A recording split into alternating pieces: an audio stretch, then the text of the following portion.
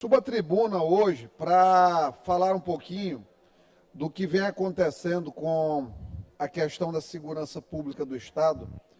E, infelizmente, vitimou um membro da polícia, que foi uma situação bárbara, realmente. Na semana passada, para vocês terem ideia, eu fui gravar um vídeo no local para saber mais ou menos como foi os detalhes do que aconteceu, como foram os acontecimentos até lá, e tive a oportunidade de conhecer o pai do agora tenente-coronel André Felipe, o senhor Raimundo. Ele estava lá com um par de sapatos do filho dele. Ele chegou lá, me deu um abraço, agradeceu o apoio que eu e vários deputados demos aí em relação, claro, à cobrança de ações enérgicas. Eu tenho certeza absoluta que a Polícia Militar se sentiu muito mais empoderada para fazer o que era preciso fazer naquele momento, para resolver rapidamente a situação. Colocou para falar com o capeta logo 2 participantes, e aí o terceiro, infelizmente, logo que atirou, ficou vivo. Infelizmente, eu digo, sabe por quê, Antônio? Porque havia um mandado de prisão 2 semanas antes para esse sujeito que matou o tenente-coronel André Felipe. Então fica assim a reflexão grande. Primeiro, existe forte suspeita de atuação naquela região de uma quadrilha de assalto a ouro. E se a gente perceber, de uns tempos para cá, tem muita gente vendendo ouro na internet, aumentaram as vendas de ouro na internet, as propagandas de ouro na internet. Inclusive, ontem me chamaram a atenção, diz que tem influenciador digital na internet vendendo ouro que não se sabe direito a origem do ouro que está sendo vendido. Então, o que parece que acontece? Lá naquela região do São Francisco, naquela rotatória, que é um ponto da criminalidade bem conhecido na cidade, parece que ficam pessoas com olheiros ali, Gustavo, e passam a fita, como eles dizem, no submundo do crime. Olha, tem aqui fulano com essas características nesse carro, pode vir. Faz um deslocamento rápido numa motocicleta e aí, obviamente, executam o assalto, e que às vezes culmina com situações como o latrocínio do tenente-coronel.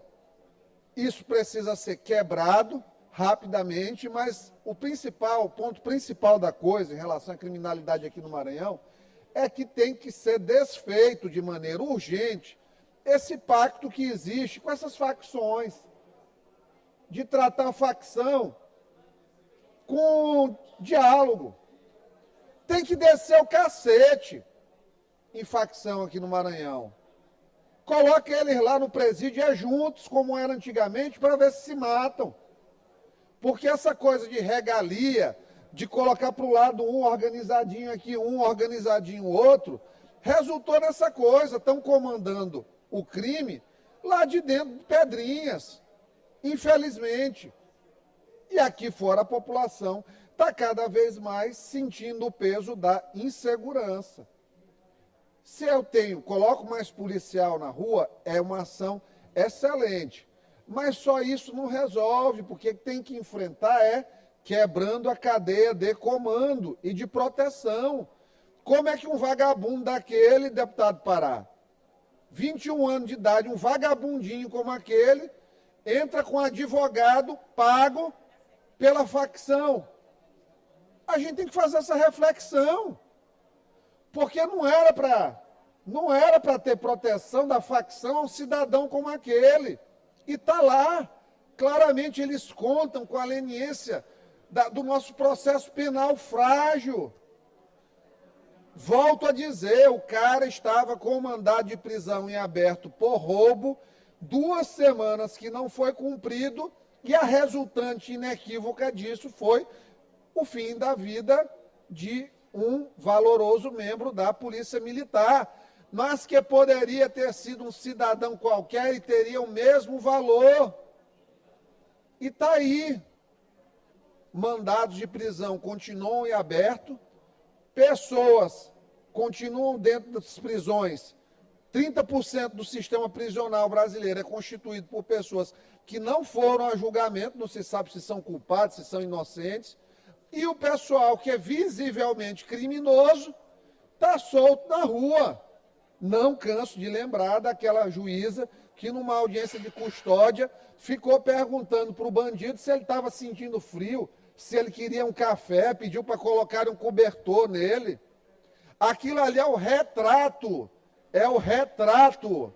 do banditismo romantizado no Brasil e que não há de existir. Completa, por exemplo, completou um ano que Maldini morreu e ninguém está preso, não teve resposta nenhuma. Um jornalista foi deixado morto dentro de uma piscina e ninguém fez absolutamente nada. E assim está acontecendo. O caso Décio Sá, o pessoal já está fora da cadeia. Matar uma pessoa é muito fácil, infelizmente, aqui no Maranhão, e ficar preso é uma coisa que a pessoa tem garantia que, se fizer, uma temporada apenas. É temporada curta. Então, precisa ter uma revisão geral. Passo aqui, presidente, a fazer uma reflexão se esse fato, por exemplo, aí do tenente-coronel, agora tenente-coronel, André Felipe, se teria acontecido, como muitos outros homicídios e óbitos, se nós tivéssemos no Brasil a possibilidade de armar as pessoas que têm condições psicológicas, psicotécnicas e sociais de se armarem. Porque o Estado com E maiúsculo, ele já mostrou a sua incapacidade de combater o crime. Quando a gente pega, por exemplo, e vê o Lewandowski à frente do Ministério da Justiça, como tinha o Flávio Dino antes, subindo em morro que a Polícia Militar não sobe com a maior tranquilidade, a gente tem a certeza que com essa administração do país não tem perspectiva de vitória sobre a bandidagem, ao contrário. Tem a conivência, existe a conivência clara da alta cúpula do governo federal com a bandidagem. É triste ter que dizer isso, porque vai parecer que é conversa de oposicionista, mas a realidade está clara e posta à frente de cada um. Mas aí eu fico pensando assim, olha, imagina, aqui nessa sala aqui, um bandido viesse aqui, não tivesse a polícia. Uma pessoa com uma arma poderia subjugar todo mundo que aqui estava. Por quê? Hoje, quando um bandido sai, ele sabe que tem 6 mil policiais aqui na ilha, mais ou menos, no máximo.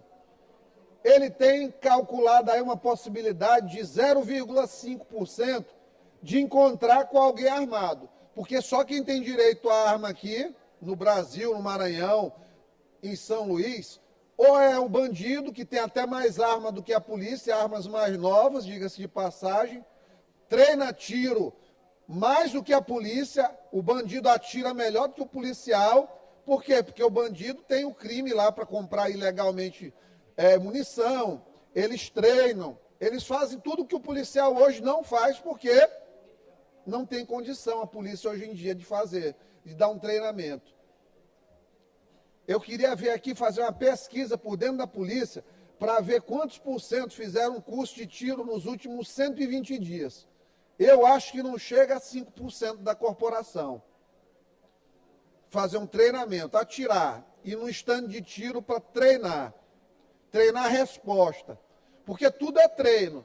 Eu, por exemplo, sou cirurgião, se eu passar um ano, Raimundo, sem operar, quando eu volto enferrujado. Eu não tenho o mesmo reflexo do que um cara que está ali todo dia fazendo 10 cirurgias por dia. A mesmíssima coisa é um policial. O doutor Antônio Pereira ali, que é cirurgião, é excelente cirurgião, mas está fora da mesa de cirurgia há alguns anos. Se voltar, ele volta, mas é mais devagar, até pegar novamente a manha da coisa, a praxis da coisa.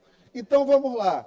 O policial, ele sabe que não está treinado. O bandido já sabe que ele tem um treinamento, está mais vivo nele a coisa do tiro do que na própria polícia. Ele só tem 0,5% de chance de, num assalto, encontrar alguém armado. Uma pessoa que tem 99,5% de chance de encontrar alguém desarmado, ele vai tranquilo assaltar. Agora vamos imaginar, Antônio, se 15% da sociedade, apenas, só 15% dos adultos, quem circula na rua livremente, tivesse aqui, ó, uma 380 na cintura, será que o bandido sairia tão tranquilo, Aloysio, para atirar nos outros assim, para chegar com arma em riche? Porque poderia ter um cara ali dentro do posto que pelas costas dele, vendo o assalto, daria um tiro e o subjugaria naquele momento. Aí eu vou às estatísticas, eu não vou para o que eu acho. Não é porque eu acho na minha cabeça, não. Vamos lá para os Estados Unidos e Brasil, uma comparação grande de países continentais. Um tem 400 e tantos milhões de habitantes, nós estamos aí perto de 210 milhões. A taxa de homicídios por 100 mil habitantes no Brasil é de 15,3. Nos Estados Unidos, 5,9. Praticamente um terço. No Brasil, é um parto eterno para você conseguir um porte de arma. Eu tive que judicializar para conseguir. E parece que o meu, este ano, foi o único porte de arma para civil que saiu no Maranhão. Recorri a Brasília, entrei com mandado de segurança em primeiro grau. Foi a maior dificuldade.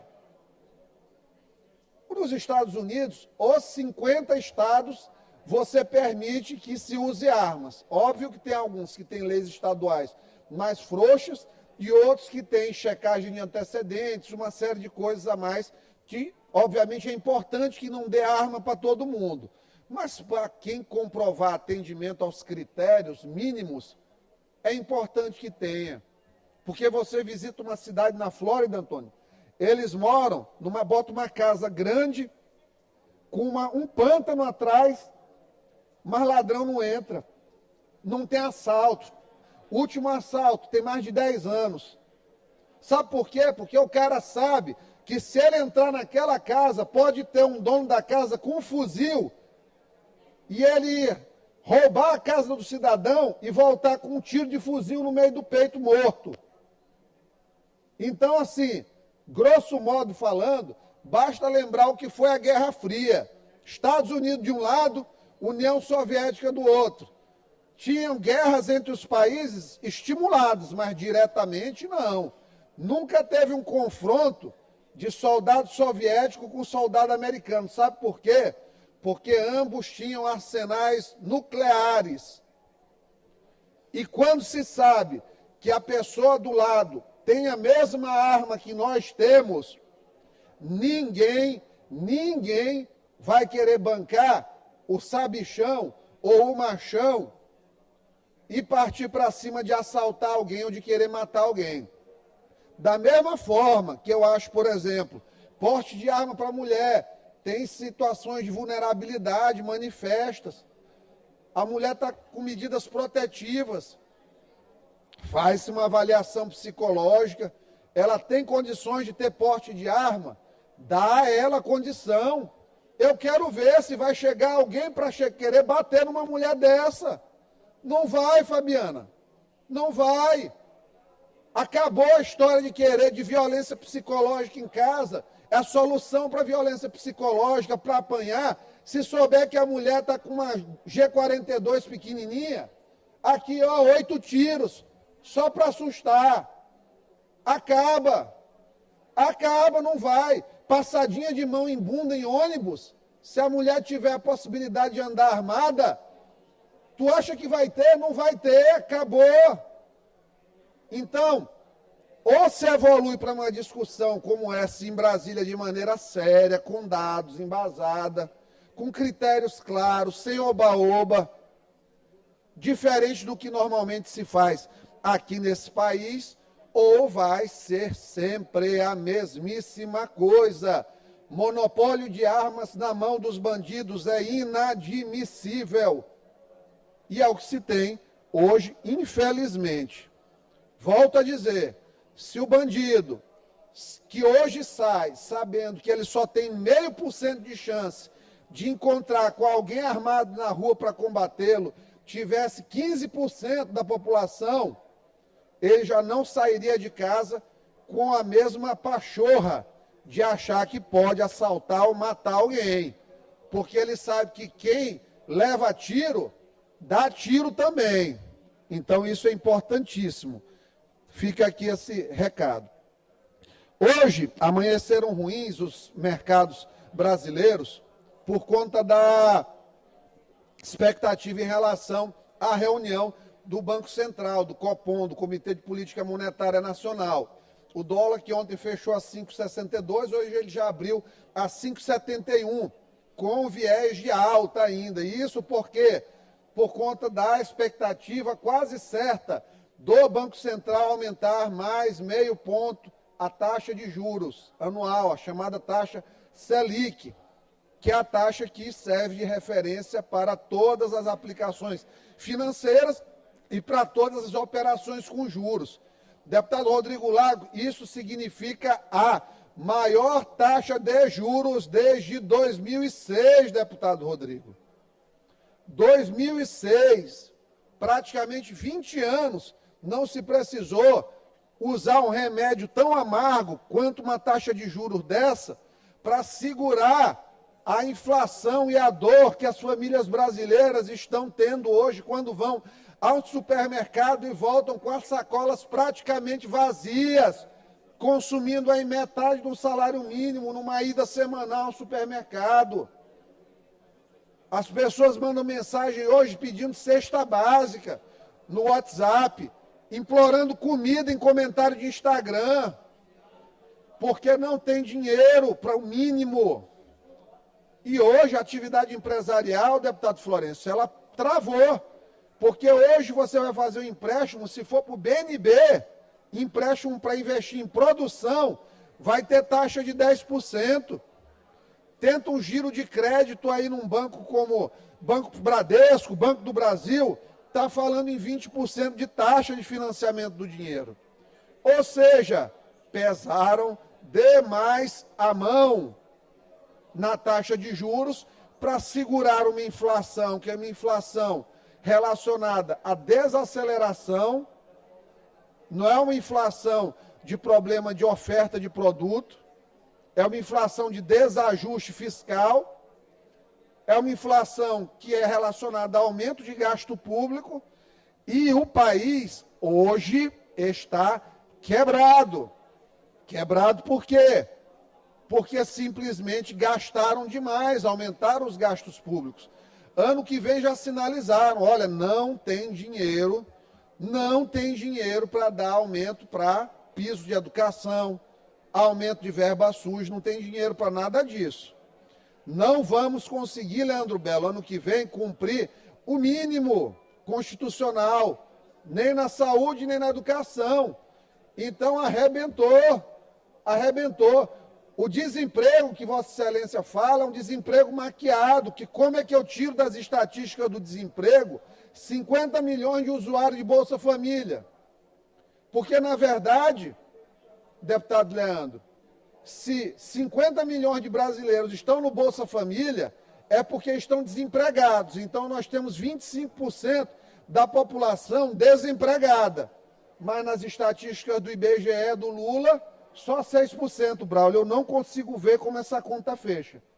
Se não tem emprego quem está no Bolsa Família, e é 25% da população, como é que o desemprego está em 6%? Na verdade, 31% da população não tem emprego, que é um verdadeiro absurdo. Só tem 47 milhões de pessoas no Brasil trabalhando para sustentar 210 milhões. Como é que vai dar certo essa conta, gente? Como é que vai fechar? Ou tira esse pessoal ano que vem nas urnas, e não eles tiram a direita, o centro, a centro-direita, no tapetão, como fizeram ano passado. No ano passado não, como fizeram na eleição passada, ou se tira esse pessoal nas urnas, e por isso que eles querem tirar o Bolsonaro a todo custo, daqui a pouco querem eliminar o Tarcísio, toda a linha sucessória possível dentro da direita, eles querem ganhar por WO a eleição, ou vão acabar com o país de vez. porque hoje já é uma situação difícil de resolver.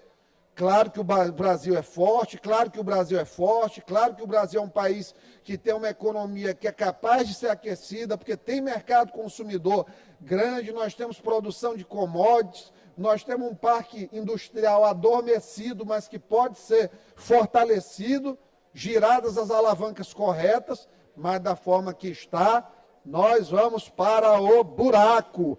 Infelizmente, já estamos indo.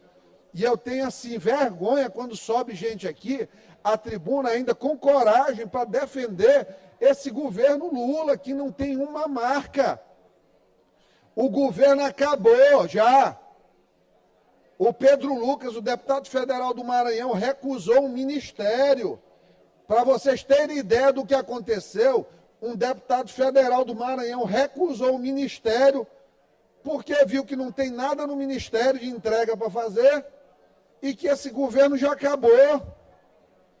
Então, assim, salve-se quem puder, ninguém mais faz questão, porque é um governo que está corroído, está aí, ó, o escândalo do INSS, o dinheiro dos aposentados indo para o saco. Você aí que viu um consignado no seu nome, um desconto no seu contra-cheque, sem saber, porque as quadrilhas estão soltas nacionalmente, com a conivência do Carlos Lupe, do PDT, que deixou o secretário executivo dele, ou seja, entregou para o cão de guarda a guarda das galinhas no galinheiro. Está a mesma coisa. Então, esse é o tipo de limpeza ética que o PT faz. Tira o indicador e deixa o indicado. Continua sendo Lupe lá dentro. Aí o seu Lupe vai para a internet dizer que está avaliando uma independência, conversa. Isso é só ruído para enganar a imprensa, que se faz de enganada porque está vendida em nível nacional.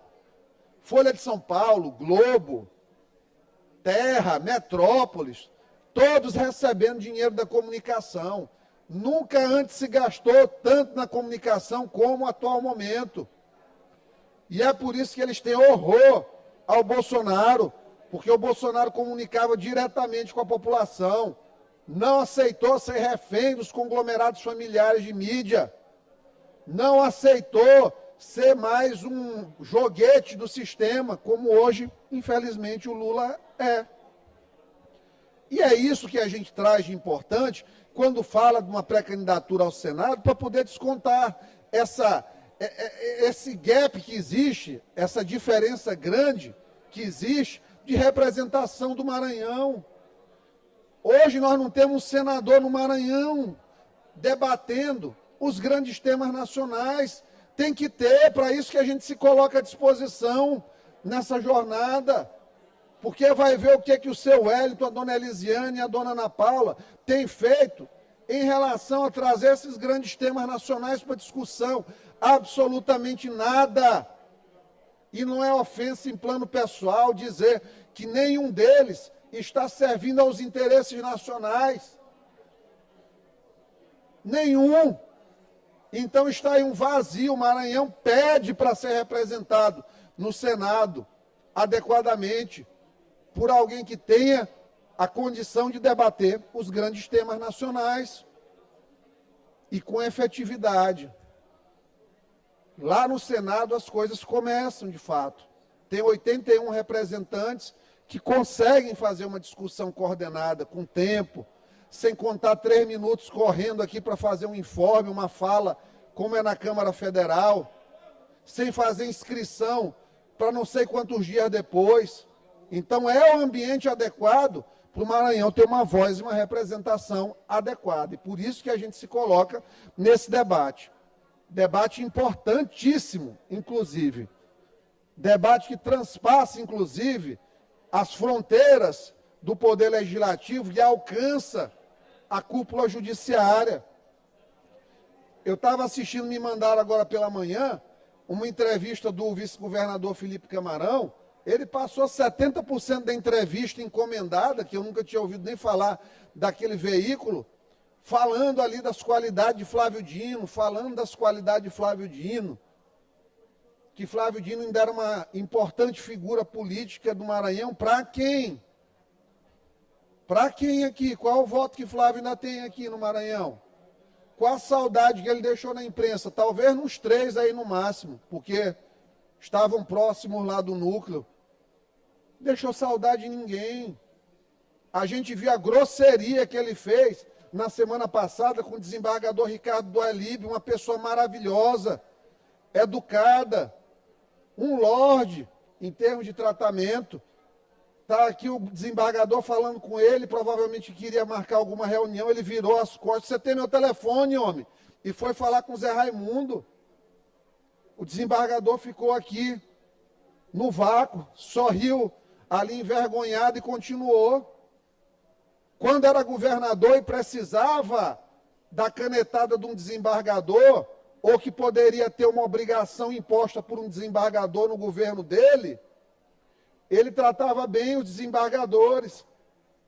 Agora que ele acha que está supremo, porque nenhum poder é supremo e nem permanente, mas ele não entende isso, ele trata os desembargadores do Maranhão mal. Então, o meu desagravo aqui é a falta de educação do ministro Flávio Dino, direcionada ao desembargador Ricardo Dualib, que eu tenho praticamente nenhuma relação, apenas de admiração pelo temperamento dele, pela gentileza que ele tem em tratar todos, e a todos os desembargadores do Maranhão que foram ali maltratados pelo ministro do Supremo Tribunal Federal. Então, Camarão fez uma entrevista aqui o dia todo, falando porque Flávio Dino, porque eu tenho semelhanças com Flávio Dino. Deus me defenda querer ser governador, tendo qualidades do Flávio Dino, de não dialogar com a classe política, de ser autoritário, de não ter visão estratégica, deixou se acabarem as MA do Maranhão, Antônio Pereira. Acabaram-se as MA do Maranhão porque ele mandava o recurso do asfalto para fazer povoado, que era obrigação do prefeito, mas ele queria ali pegar os votos das pessoas, era meramente eleitoreiro, mandava um asfalto de péssima qualidade e deixou de fazer as estradas. Essa pobre da CMA 014 não viu uma gota de asfalto ser derramada nela nesse período que ele foi governador. Aí agora a culpa está toda para o atual governador do estado. Aí eles dizem, não, o Brandão tem que sair para deixar a cadeira para o Camarão. Como é que vai deixar? Eu fico vendo assim, eu não tem como não me indignar com isso, não por defesa ao Brandão, mas pela defesa do papel de um governador ser respeitado. O governador não pode indicar o candidato dele ao TCE. Flávio Dino já deu o recado. Esqueçam vaga de conselheiro no governo de vocês. O cara vai segurar mais de 2 anos um processo de escolha do conselheiro de conta do Maranhão, e o Brasil tem que saber disso. O Brasil tem que saber que o Supremo Tribunal Federal está sendo instrumentalizado para uma política de vanitas, vaidade por vaidade. Vaidade do ministro em querer ainda mandar no Estado que ele não é mais bem-vindo. Outro dia foi hostilizado pela própria pastoral. Fizeram um convite para ele apresentar uma palestra na pastoral aqui. Olha os comentários da postagem. Ninguém quer. O Maranhão não quer mais Flávio Dino, legado de autoritarismo. Não quer. Isso tem que ser respeitado. O governador tem o direito de indicar o conselheiro dele, mas não vai. E alguém acha que o governador vai ficar brigando com o Flávio Dino? Não vai. Só que ele vai fazer as escolhas dentro do que ele tem de escolha a fazer. Ele tem direito de escolher o sucessor dele. Agora, só se ele for um jumento, com todo respeito, só se ele for um jumento, para ele sair da cadeira, entregar para o cara que passa 70% de uma entrevista falando de Flávio Dino, e ele pegar, taca no final de não sair nem candidato a senador. Porque tolo é aquele que acredita numa promessa de Flávio Dino, já dizia Zé Reinaldo Tavares. Zé Reinaldo, Valdir Maranhão, quantos não se desgraçaram politicamente, gente, se acabaram por conta de promessas de Flávio Dino. Então eu digo, ó, Camarão, desvencilha-te se queres um caminho na política enquanto há tempo. É a sugestão que te faço. E, governador, mesmo seu governo não sendo perfeito, mesmo sendo longe da perfeição, mas se vê que o senhor tem boa intenção. Desejo-lhe sorte e desejo-lhe, acima de tudo, coragem para lutar contra o opressor de Brasília. Muito obrigado a todos.